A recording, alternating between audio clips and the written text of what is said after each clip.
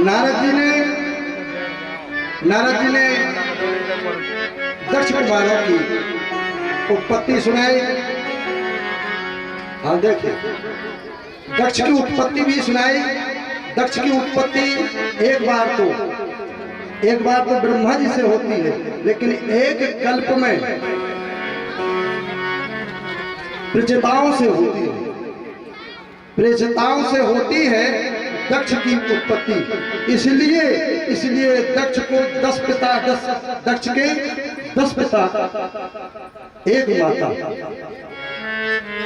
और 10 पिता हैं, इसलिए इनका नाम दक्ष पड़ा।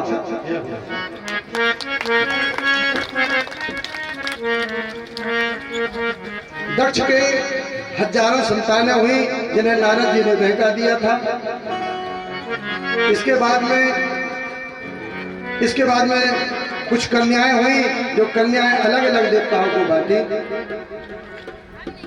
लेकिन देखिए, चलते हैं राम जन्म की ओर को, कुछ ऐसी बातें भी हो जाएं कि थोड़ा सा याद रहे। यहाँ पर नारद जी से कहा गया, महाराज ये बताने की कृपा करें कि भगवान भक्तों का ही साथ, देवताओं का ही साथ क्यों दिया करते हैं और दैत्यों का वध करते हैं। कहा नहीं राजन, ऐसा नहीं है, भगवान ऐसा नहीं करते हैं, भगवान ऐसा नहीं करते हैं। कहा मैंने सुना है कि प्रभु भगवान भेदभाव रखते हैं। कहा नहीं, यही प्रश्न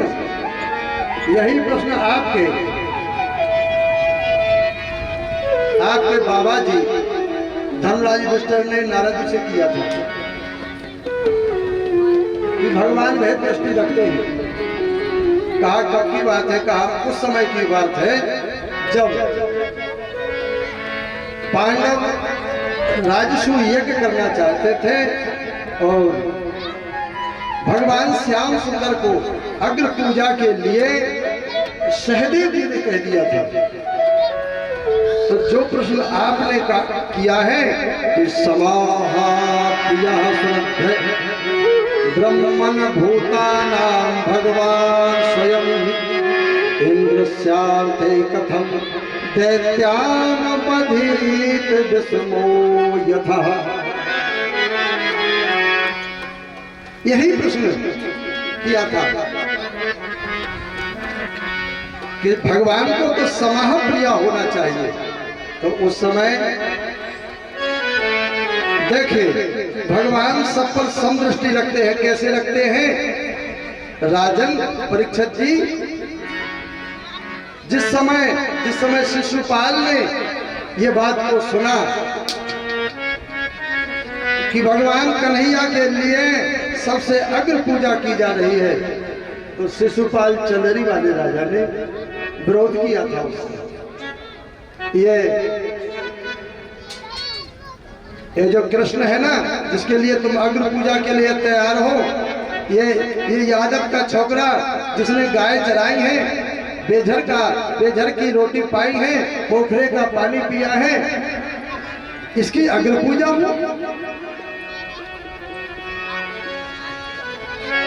क्रोध आया था अर्जुन को, भीम को भी क्रोध आया।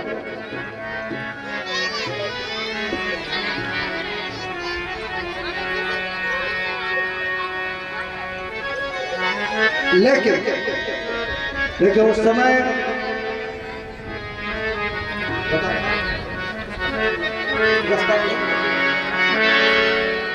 श्री राधे राधे गोविंद गोपाल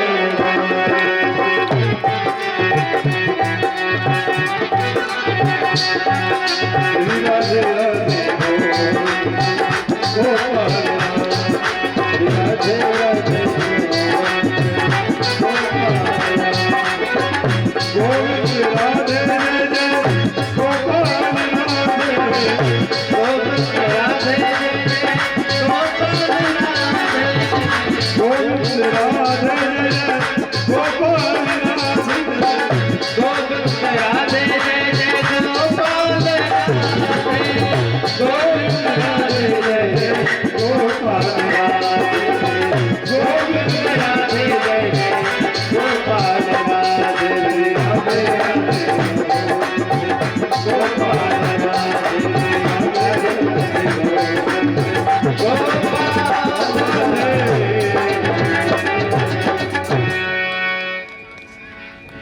बड़ी वृंदावन बिहारी लाल की ठाकुर बाबा सरकार की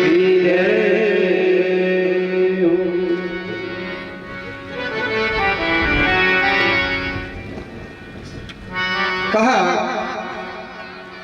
अर्जुन क्रोधित हुए, वध करने के लिए तैयार हो गए। भगवान श्याम सुंदर ने कहा रुक जाइएगा शिशुपाल जी,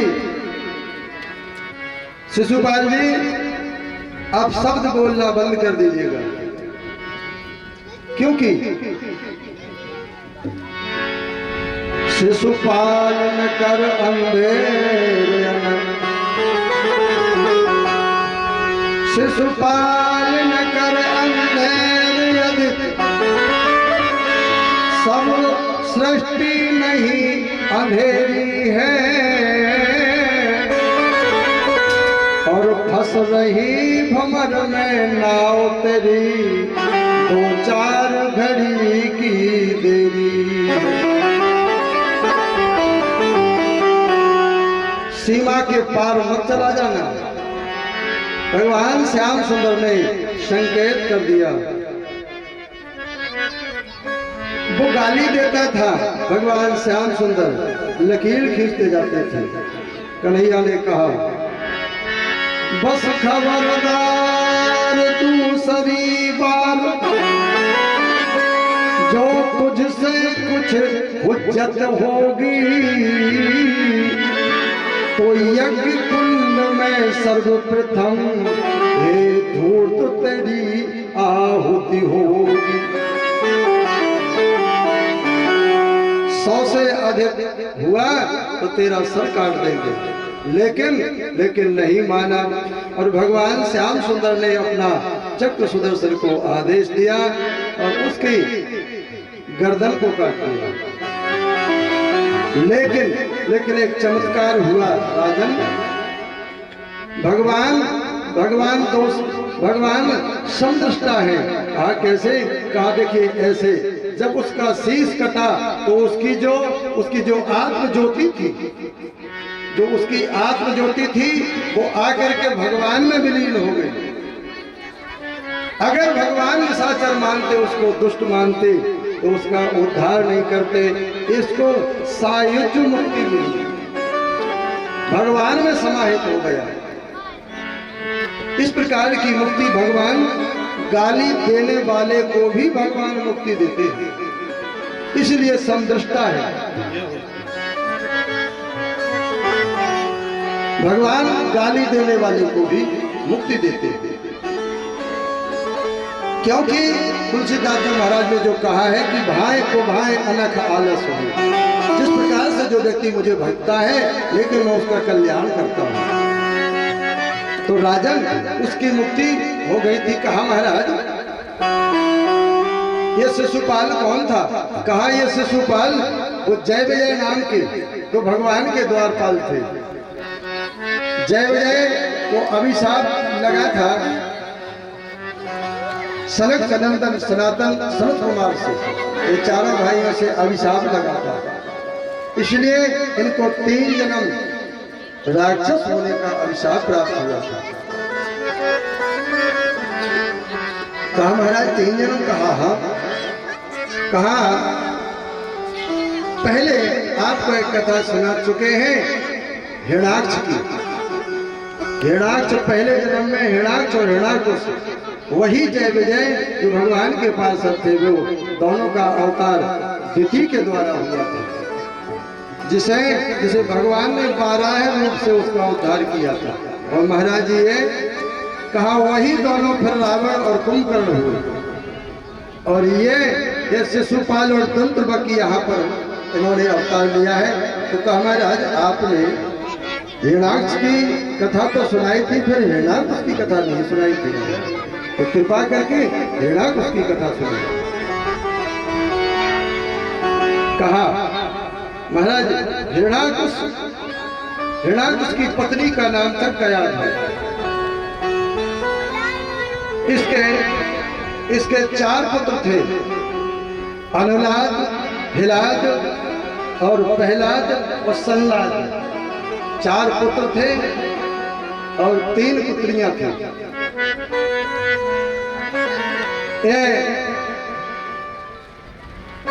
ये हिरणाकुश के यहाँ इसने तीसरा जन्म लिया था।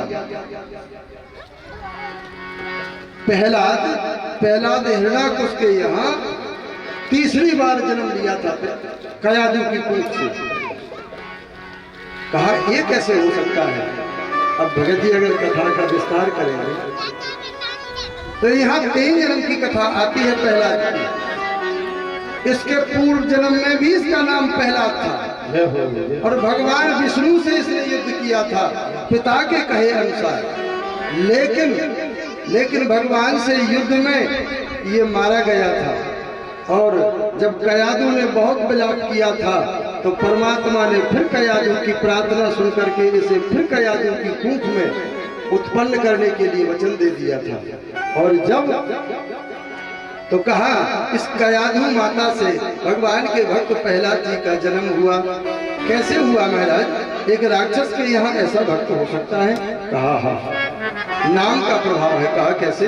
कहा एक समय की बात है कि अपने भाई का बदला लेने के लिए, हिरणाक्ष का बदला लेने के लिए हिरणाकुश ने तपस्या की। लेकिन देवगुरु बृहस्पति जी ने वहां जाकर तोता बन करके तपस्या में विघ्न डाली तो लौट करके वापस आ गए। पत्नी ने पूछा प्राणनाथ आप तपस्या करने के लिए गए थे, क्यों लौट आए? कहा वहां पर एक तोता नारायण नारायण नारायण जपता है तो मेरा ध्यान उचट जाता है, मेरा दुश्मन का नाम लेता है, मेरे दुश्मन का नाम लेता है। रानी ने जैसे ही सुना कि मेरे पति देव ने आज तो भगवान का नाम ले लिया है, बार बार पूछा पति देव ये बताइए वो क्या कहता था? तोता नारायण नारायण कहता था। खाते पीते उठते बैठते यानी यहाँ तक कि रात्रि कालीन बेला में भी वो बार बार अपने पति से ये आग्रह करती रही महाराज क्या कहते था तोता? उसी रात्रि कालीन बेला में भगवान के उस भक्त प्रहलाद जी का मातृ गर्भ में स्थापित हो गए। भगवान के वो परम भक्त मातृ गर्भ में स्थापित हो गए। ये प्रभाव था क्योंकि उस समय माता भी भगवान का नाम सुन रही थी, ले रही थी और पिता भी नाम ले रहा था, भले ही राक्षस था। अब इन कथाओं से हमारे नवयुवकों को ये कथाओं से तथ्य प्राप्त करना चाहिए कि अगर हमको प्रहलाद जी जैसा पुत्र प्राप्त करना है तो थोड़ा सा ध्यान रखना होगा, थोड़ी सी अपनी विचारधारा को थोड़ा सा बदलना होगा। और वरना नहीं तो सर उठते हैं हमारा बालक तो निकम्मा निकल गया, हमारा बालक ऐसा हो गया वैसा हो गया। अरे हमने जैसा बीज बोया था, गेहूं बोया था तो गेहूं होगा, चना बोए थे तो चना होंगे, अगर आम लगाया होता तो आम होते। इसलिए ये कथा नवयुवकों के लिए विशेष है। यहाँ पर जैसे ही प्रहलाद जी मातृगर्भ में आए और हिरणाकुश जी तपस्या करने के लिए चले गए, इंद्रदेव आए, हरण कर ले गए कयादू का और बुंदेलखंड में लाकर के उनको रखा। सेवड़ा नारद जी जो नारदा कहा जाता है जिसे अपहरण करके लाए थे इंद्र, लेकिन नारद जी बीच में मिल गए। नारद जी ने कहा अच्छा नहीं किया ये आपने। तो नारदा पर नारद जी जाकर ले गए, वहां पर साधुओं के साथ में रह करके भगवान की कथा को सुनाया। प्रहलाद जी का जन्म ऐसे शुभ स्थान में हुआ था जिसे नारदा कहते हैं। देखिए माताएं अपने पुत्र की पहली गुरु होती हैं। हनुमान जी महाराज ने जैसे ही जन्म लिया था, भगत जी हनुमान जी महाराज ने जैसे ही जन्म लिया था तो सबसे पहले कथा श्री राघवेंद्र सरकार की राम की उस अंजनी माता ने सुनाई थी।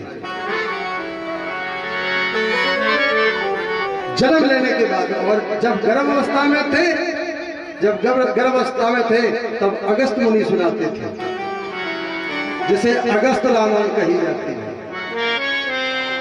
तो अगस्त रामायण, अगस्त जी ने जो रामायण सुनाई वो मातृ गर्भ में हनुमान जी ने सुनाई। और हनुमान जी ने जन्म लिया था तो कहा माता जी कहिए क्या है लाल। कहा जो मैं आपके मंदिर में बैठ करके जो मैं कथा सुनता था, वो कथा मुझे दोबारा सुनाने के लिए कोई ऐसा विद्वान व्यक्ति चाहिए जो दोबारा सुना दे। माता बोली मैं सुना दूंगी। तो देखिए, जब गर्भ में थे तब सुना, और जब गर्भ से बाहर आए तो माता जी से कथा सुनी, और जब माता जी से कथा सुनी तो भगवान की प्राप्ति हो गई।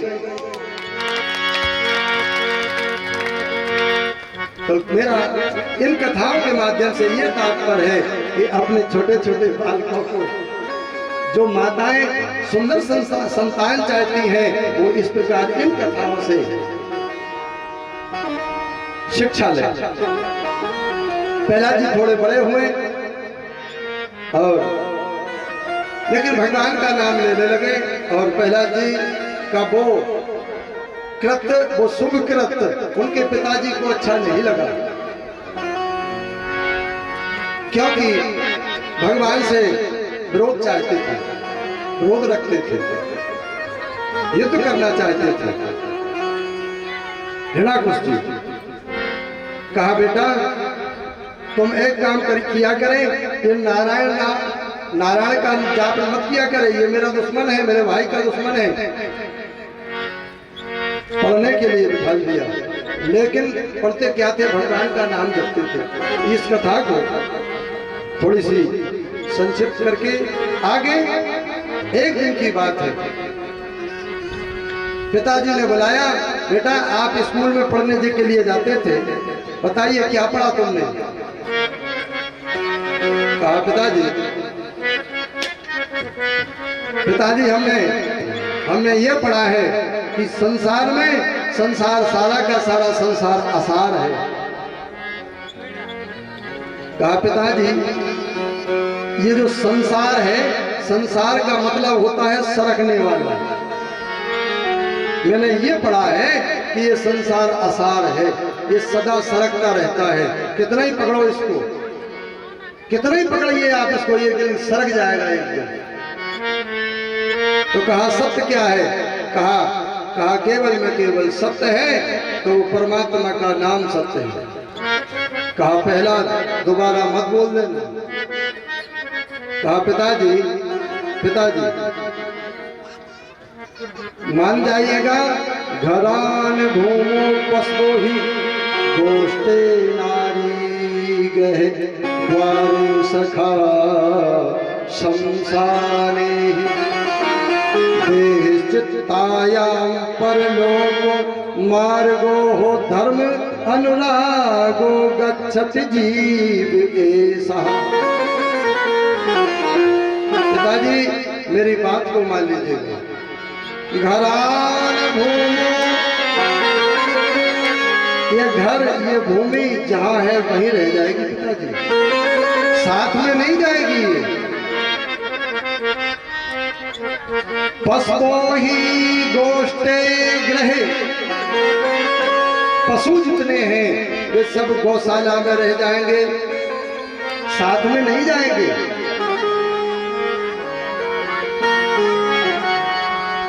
नारी ग्रह द्वारे, पत्नी जो है मेरी माता, ये द्वारे तक जाएगी, ये साथ में नहीं जाएगी आपके।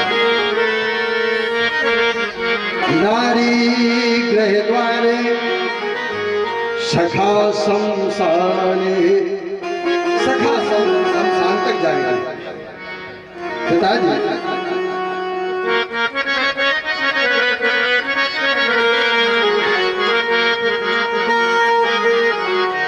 पिताजी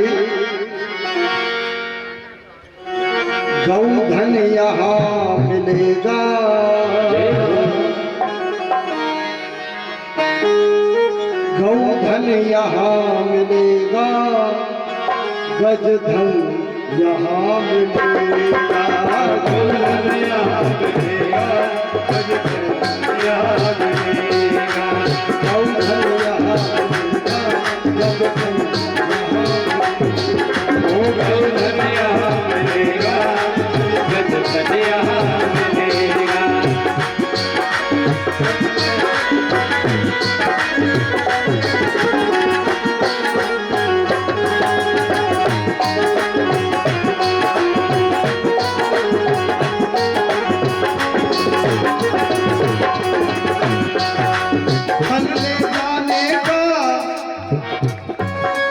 धन ले जाने का यहाँ, धन ले जाने का यहाँ साधन नहीं मिलेगा, धन गज धन यहाँ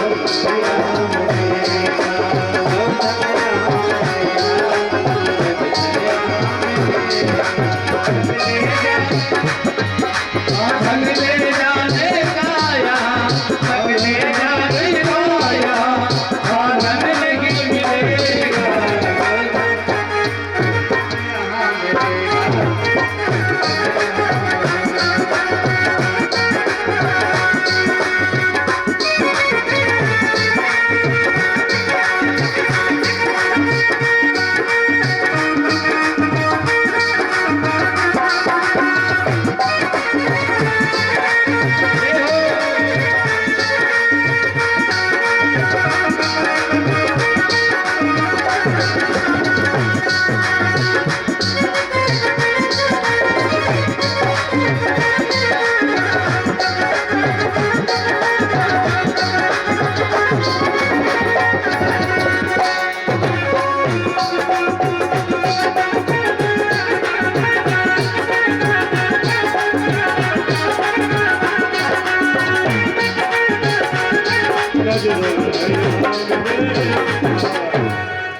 बोलिए वृंदावन बिहारी लाल की जय, खाली बाबा सरकार की जय, जय जय श्री राधेश। पिताजी गौधन यहाँ मिलेगा और गजधन यहाँ मिलेगा, फिर धन ले जाने का यहाँ साधन नहीं मिलेगा। पिताजी ने कहा, हे दुर्नीत हो मंदात्मन हो कुल भेद कराधम सतवधम मच्छास्न भूत्यम नेशे त्वाद्यायमक्षयम्। हे दुर्नीत, आज मैं तुझे वो दंड दूंगा, तुझे यमराज के घर पहुंचा दूंगा। यमक्षयमो हो, मैं यम के द्वार तुझे भेजता हूँ, रुक जा। कहा, पिताजी आप परेशान मत होइएगा, मेरे भगवान रखवाले हैं। लेकिन उस समय तत्काल पकड़कर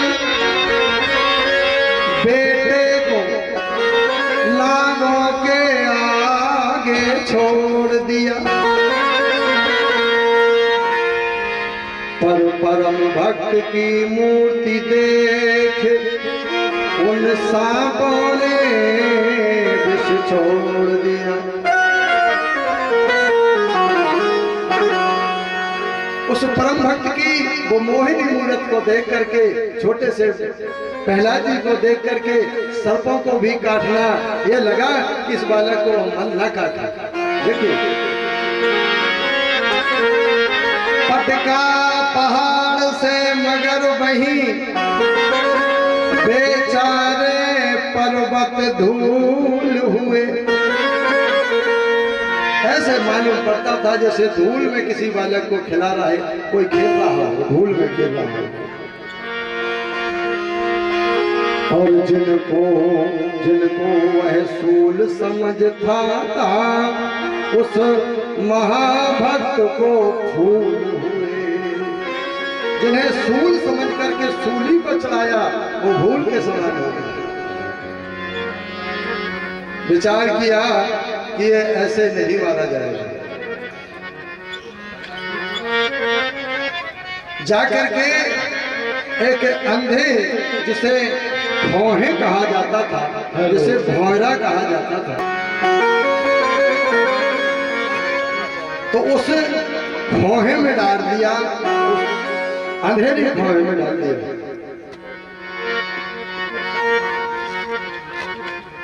यहाँ कौन जाएगा इसको भोजन प्रसादी देने के लिए? कुछ विद्वानों का मत है कि एक बहन जाती है और उसमें एक धीना सा दीपक जलाकर रख आती है, जिससे प्रकाश होता रहे।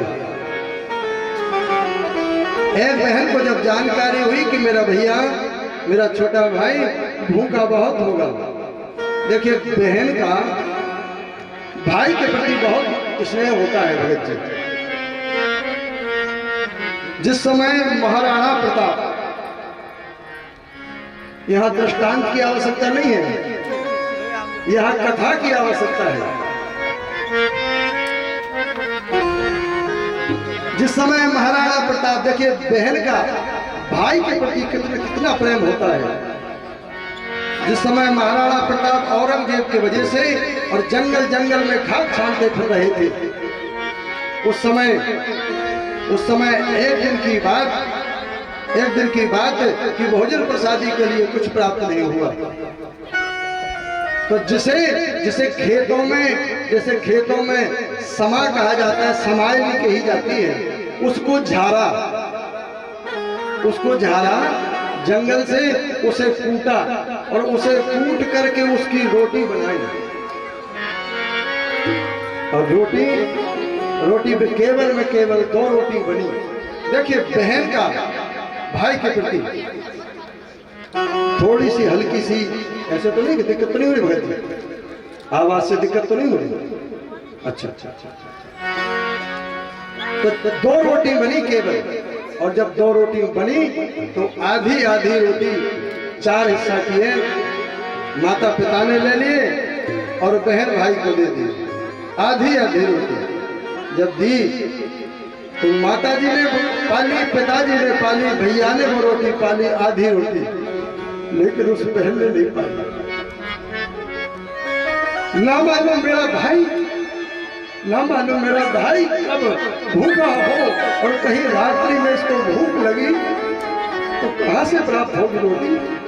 तो उस बहन ने अपनी रोटी को पाया नहीं और एक पत्थर के नीचे दबा दिया, और पत्थर के नीचे दबा करके उसे रख दिया कि मेरा भाई कभी भूखा होगा तो इसे दे देंगे।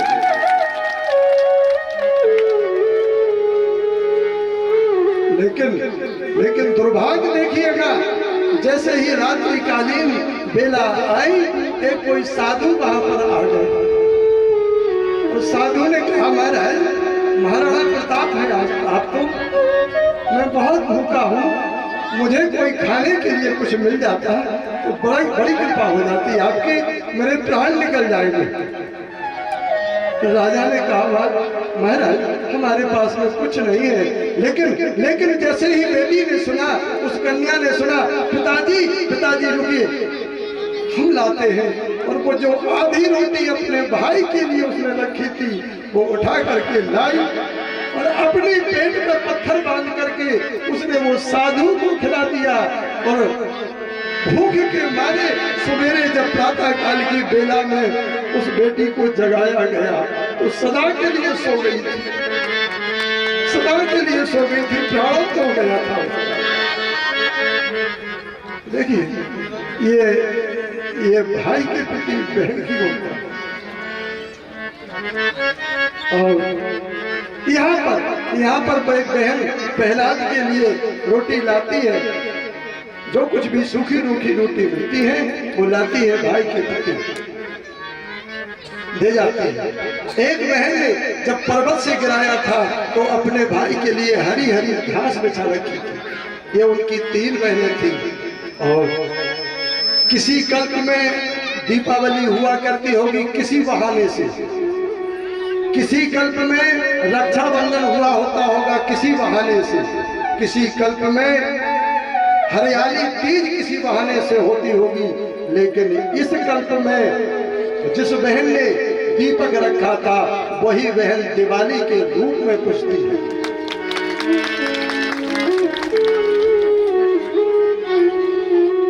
जिस बहन ने हरी हरी घास बिछाई थी वही बहन हरियाली अमावस्या के रूप में पूछती है। हमारे बुंदेलखंड की देन है ये। जिस बहन ने अपने भाई के लिए वो सूखी रूखी रोटी ले जा करके दी थी वही बहन आगे 2 दिन के बाद में आने वाली है जिसे हम अख्ती के रूप में जानते हैं। और वो बहनें अपने भाई के लिए अपने पिता के लिए जो सौन बांटती हैं वही अख्ती है। हमारे प्रहलाद की बहन वो अख्ती है। जय हो जय हो।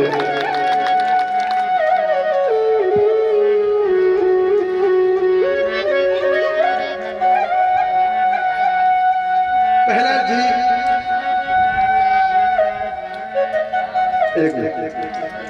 भगत जी प्रहलाद जी कोई साधारण व्यक्ति नहीं थे। जिस समय क्षमा करना अगर कहीं देर हो जाए 6 ही बज सकते हैं आज। साधारण व्यक्ति नहीं थे प्रहलाद जी। जिस समय सनत कुमार ने जय विजय को श्राप दी थी उस समय लक्ष्मी जी मैया वहां आ गई थी और भगवान विष्णु वहां आ गए थे दरवाजे पर। तो लक्ष्मी मैया ने कहा महाराज मुनिराज आपने ये अच्छा नहीं किया। हमारे भक्तों को हमारे सेवकों को आपने अभिशाप दे दिया। अब इन भक्तों की खातिर इनके उद्धार के खातिर हम जाकर के मृत लोक में जन्म लेंगे इनके उद्धार के खातिर।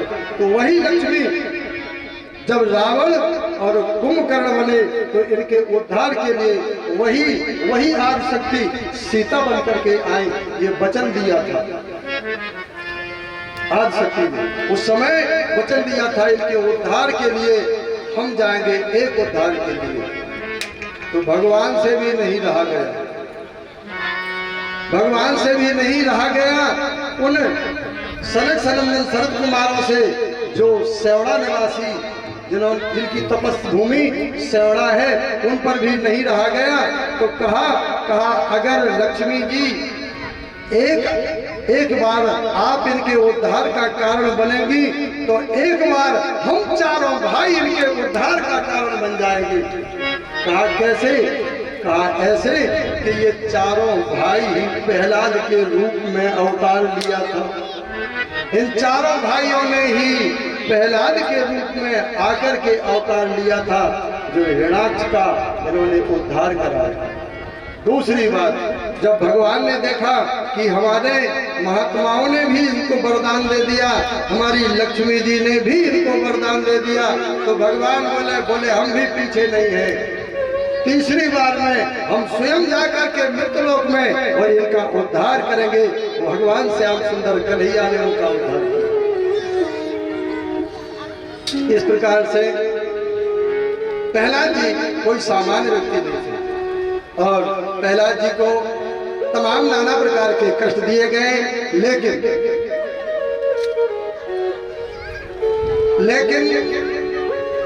जब प्रहलाद जी सभी कष्टों को सहन करते हुए तो एक कथा और आती है। जय हो भैया जी।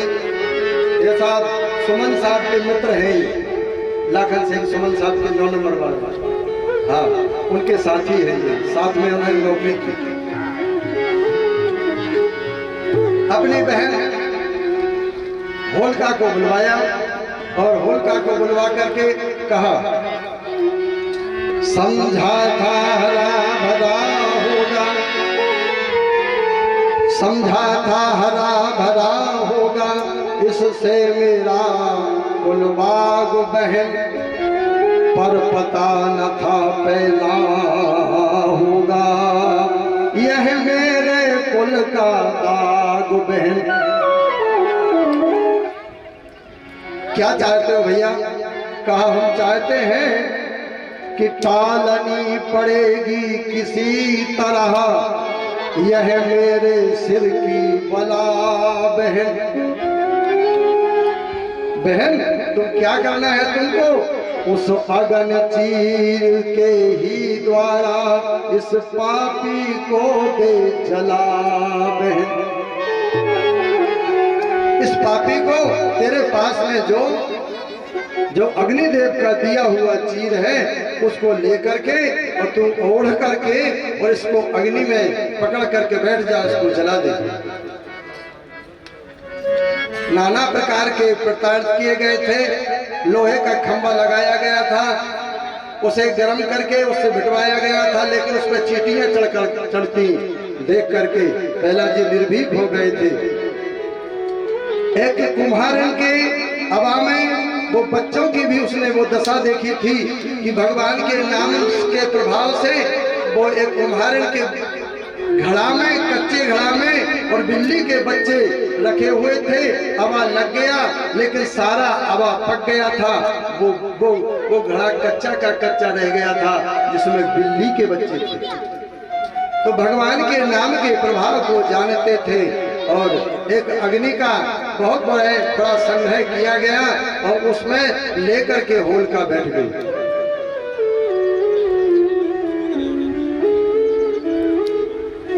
तो कहा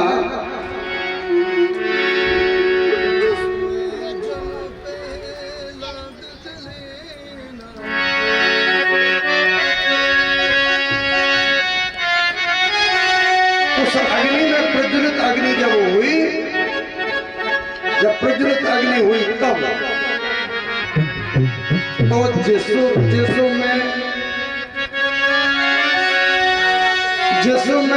जन लाद जलेना।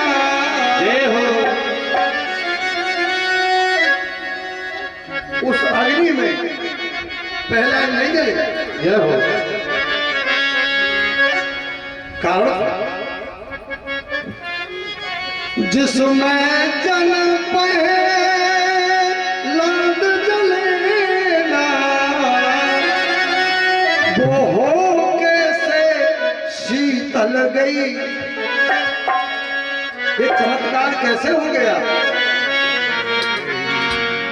हो कैसे शीतल गई ये होलिका सोई अग्नि में चल गई।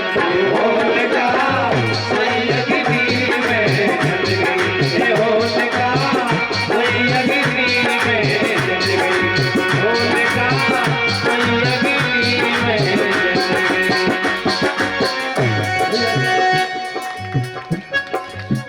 जिसमें जन्म पहलाद जलेना, जिसमें जन्म पहलाद जलेना, जिसमें जन्म पहलाद जलेना वो कैसे शीतल गई। होलिका सोई अग्नि में चल गई।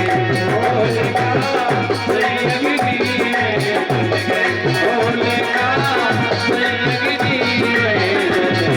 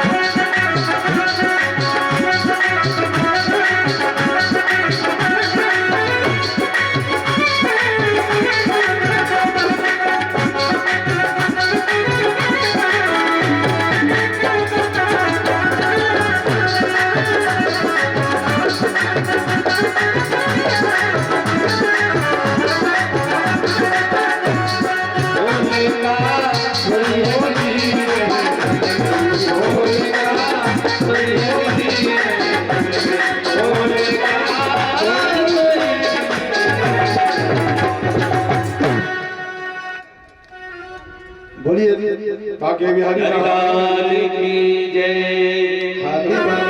की माता जय। हाथी बाबा सरकार की जय।